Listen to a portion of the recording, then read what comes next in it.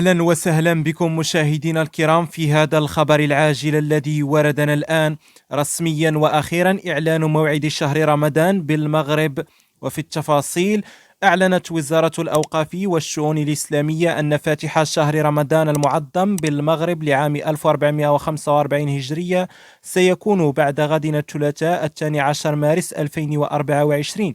وفيما يلي نص بلاغ الوزارة حول مراقبة هلال شهر رمضان المعظم لعام 1445 هجرية، تنهي وزارة الأوقاف والشؤون الإسلامية إلى علم المواطنين أنها راقبت هلال شهر رمضان المعظم لعام 1445 هجرية بعد مغرب يوم الأحد 29 شعبان 1445 هجرية الموافق للعاشر مارس 2024، فتبت لديها عدم رؤية الهلال ثبوتا شرعيا.